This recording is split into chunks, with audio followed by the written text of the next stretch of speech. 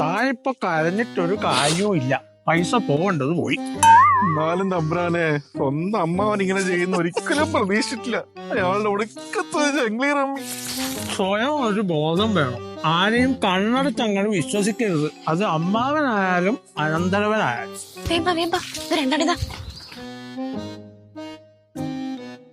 Hello sir, നിങ്ങൾ foodies buddies എന്ന് പറയുന്ന ഇൻസ്റ്റാഗ്രാം പേജിൽ നിന്ന് വരുന്നതാണ്. ചെറിയൊരു മത്സരമുണ്ട്, അതിന് ക്യാഷ് പ്രൈസും ഉണ്ട്. ആഹാ, കൊള്ളാലോ. ഏതായി ഷവി? ഞാൻ ജിംബ്രൂട്ടെ ക്യാമറയിലുണ്ട്. സാറേ, ട്രെയിനിൽ ഒരു സമൂസ കഴിക്കുകയാണെങ്കിൽ 500 രൂപ കിട്ടും. അപ്പൊ 2 കഴിച്ചാലോ? ഓഫ് കോഴ്സ് 1000 കിട്ടും. അപ്പൊ എങ്ങനെ സാറേ, റെഡി അല്ലേ? കൊച്ചി കൃഷ്ണ, എന്നാ എടുക്ക. കൊച്ചു കൃഷ്ണ, നമ്മുടെ കിട്ടന്റെ മോൻ കുട്ടനല്ലേ ആയിരിക്കണേ?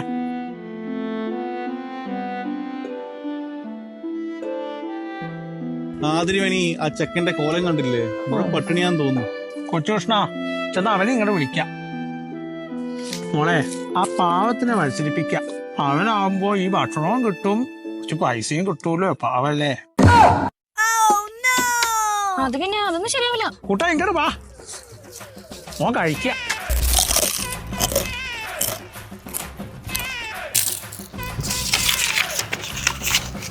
ഒന്നുകൂടി കഴിക്കാം.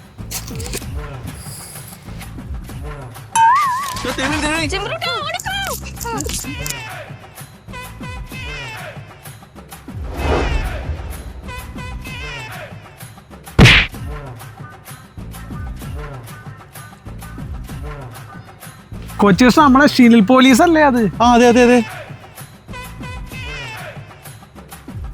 തിരുമേനി, ഓ ഇവന്മാരെ മനസ്സിലായോ? ഇല്ല. ഇൻസ്റ്റാഗ്രാം പേജിലാണെന്ന് പറഞ്ഞ് മയക്കുമരുന്ന് കലർത്തിയ ഭക്ഷണം നൽകി ആൾക്കാരെ കബളിപ്പിച്ച് സ്വർണവും പണവും തൊട്ടുന്ന സംഘത്തിലെ പ്രധാന കണ്ണികളാണിവർ. ഓ, അതേ തിരുമേനി, കുറച്ച് ദിവസങ്ങളായി ഞാൻ ഇവരുടെ പിന്നാലെ തന്നെ ഉണ്ടായിരുന്നു. എനിവേ, താങ്ക് യു തിരുമേനി.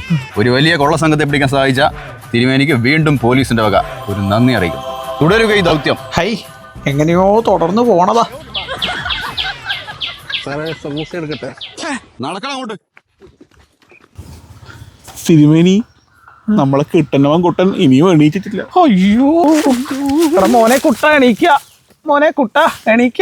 എടാ കിട്ടന്റെ മോനെ കുട്ടാ, എണീക്കടാ. എണീക്ക മോന്. നോൻ വെജ് ബിരിയാണി വാങ്ങിത്തരാട്ടോ. ചിക്കൻ ബിരിയാണി മതി തിരുമേനി. ചിക്കൻ നമുക്ക് നിഷിദ്ധം.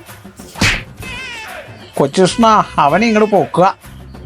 അവ ഗോപി മഞ്ചൂരി വാങ്ങിച്ചു കൊടുക്കാം. താൻ ചിക്കൻ ചില്ലിയാണെന്ന് പറഞ്ഞാൽ മതി.